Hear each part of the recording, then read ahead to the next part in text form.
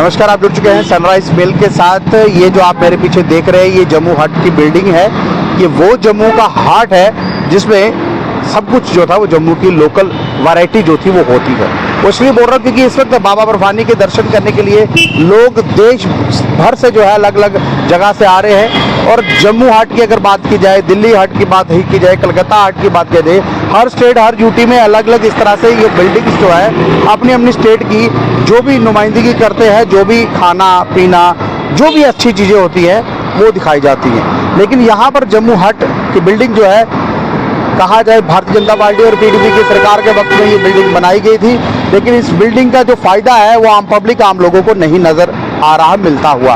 वो इसलिए बोल रहा हूँ क्योंकि जब मैंने उच्च अधिकारियों से जानने की कोशिश की तो वो ये कहते हुए नजर आए कि ये बिल्डिंग जो है कहीं ना कहीं पहले इसको 60 दिन के लिए किराए पे दिया जाता था या 30 दिन के लिए किराए पे दिया जाता था।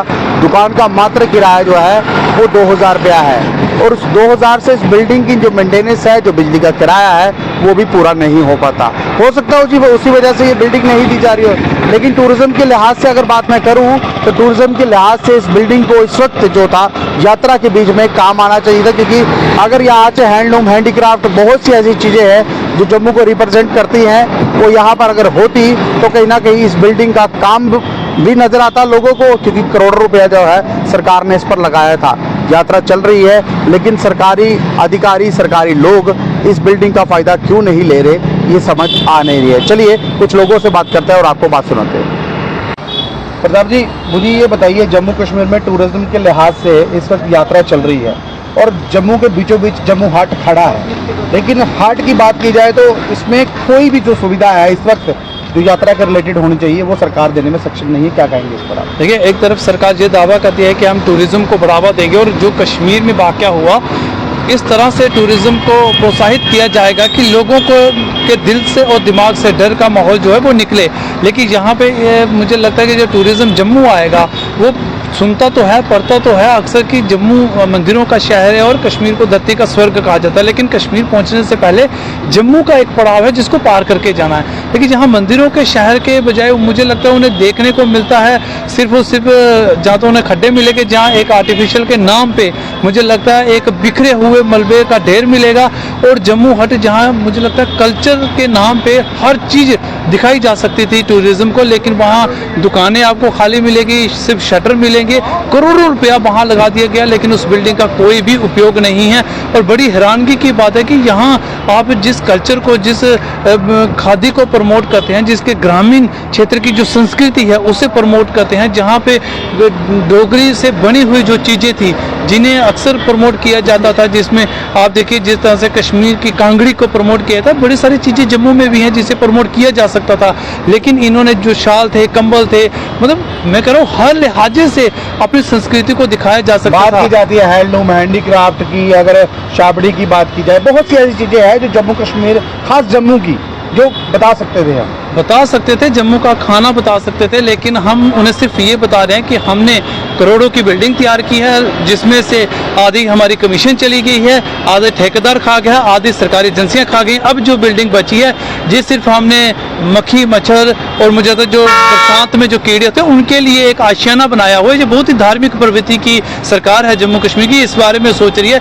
इन्हें लोगों से, जम्मू के लोगों के, खासकर जम्मू खिते के लोगों से, जम्मू खिते के कल्चर से इन्हें कोई लेना देना नहीं है। पहले ही इनकी बिल्डिंग जो प्रेस क्लब के बगल में थी, करोड़ों की बिल्डिंग है जहां मुझे लगता है सिर्फ और सिर्फ बाथरूम टॉयलेट का काम कर रही है ये बिल्डिंग जो नहीं बनी है ये भी कुछ सालों में यही काम आएगी।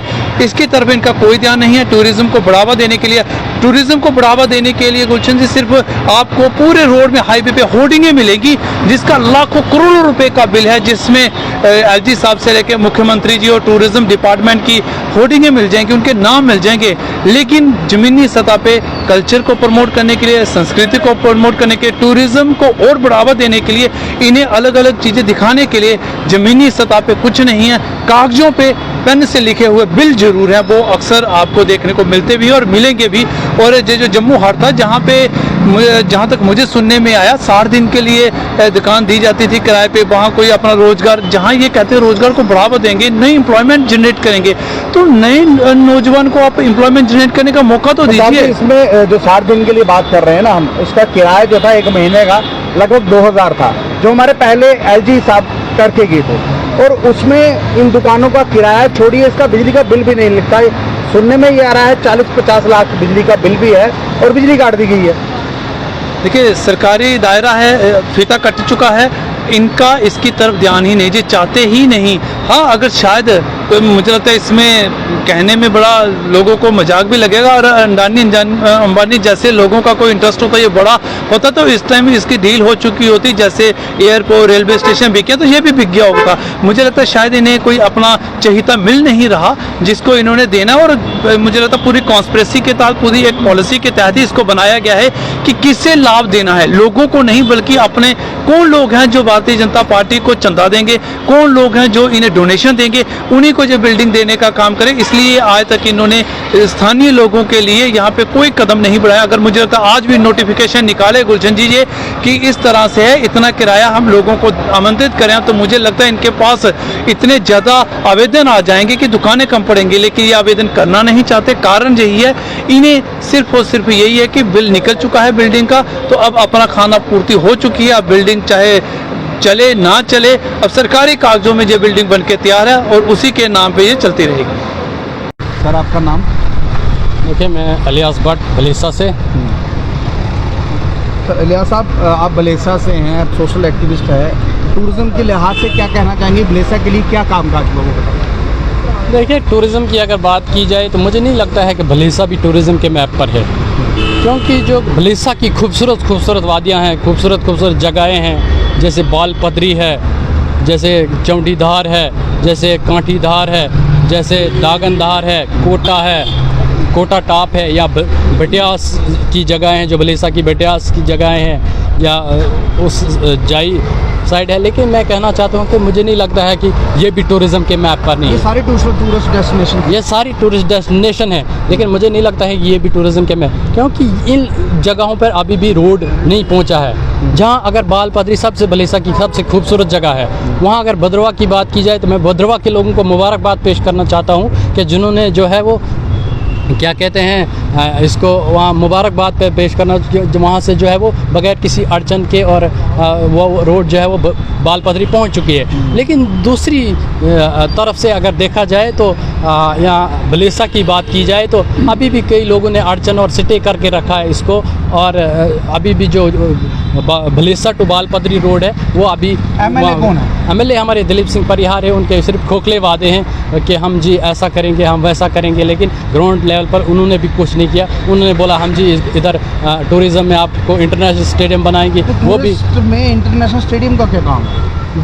वही तो बोल रहे हैं, क्रिकेट खेलना है, वही तो वो बोल रहे हैं, हम इंटरनेशनल स्टेडियम, हम कभी नारा देते हैं हम छत्र वाला गला टंडल बनाएंगे, कभी मक्खन चुजोड़ टंडल, कभी पता नहीं हवाई बातें करते हैं, लेकिन हाँ हवाई बातें, लेकिन ग्राउंड पे बलेसा में कुछ नहीं अभी एमएलए ने किया पिछले 10 साल से। वहाँ पर बेरोजगारी दर कितना है? एम्प्लॉयज़ नौकरी कितनी वहाँ पर? देखिए, बेरोज़गारी तो बहुत है। मैं यही कहता हूँ कि अगर टूरिज़्म वहाँ पे आ जाए, अगर टूरिज़्म मैप पर आ जाए, बलेसा को टूरिज़्म अथॉरिटी मिल जाए और मैप पर आ जाए, जैसे वहाँ पे खूबसूरत जगह है, वहाँ बाहर से टूरिस्ट आते तो वहाँ नौजवानों को रोज़गार मिलता। सर, जिस एरिया से आप हैं, बलेसा से हैं, वहाँ पर गुलाम नबी आज़ाद साहब का घर भी है। देखिए, गुलाम नबी आज़ाद साहब की आप बात की, मैंने पहले ही बोला कि गुलाम नबी आज़ाद एक ऐसी शख्सियत, वो नेशनल नहीं इंटरनेशनल लीडर हैं, और उन्होंने जो डेवलपमेंट रियासत जम्मू कश्मीर में की, जम्मू कश्मीर में उन्होंने जो डेवलपमेंट की वो 70 सालों में कोई नहीं कर पाएगा। बलेसा रह गया पीछे। लेकिन बलेसा में भी बहुत किया।